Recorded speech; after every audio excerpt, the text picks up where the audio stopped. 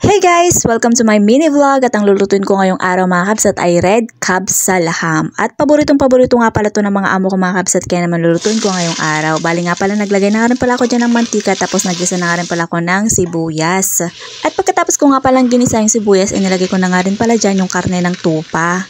At dinagdagan ko nga pala ng pampabango mga kabsat tulad ng cinnamon wood, bay leaves, tapos mismar or cloves mga kabsat. At nagdagdag na nga rin pala ako dyan ng konting bawang. So bali nga pala mga kabsat, bagong recipe nga pala to na pinasa sa akin ng amo ko. Kaya naman talagang meron talagang balat ng orange tapos meron ding juice ng orange. Nagtataka nga ako kung bakit may orange mga kabsat pero bagong recipe kasi kaya naman dinagdag ko na lamang.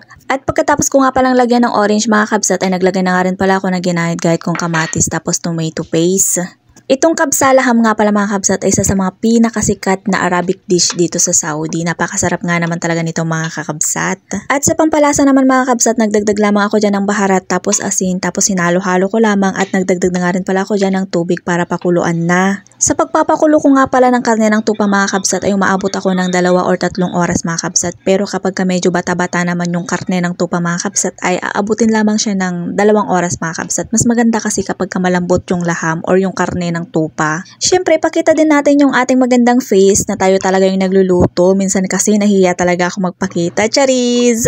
At nung medyo lumambot na nga pala yung karne na pinapakuluan ko mga kabsat ay nagdagdag na nga rin pala ako dyan ng patatas. At nung naluto na nga pala yung patatas at saka yung karne ay nagdagdag na nga rin na pala ako dyan ng binabad kong bigas. Basmati rice nga pala yung gamit ko dyan mga kakabsat.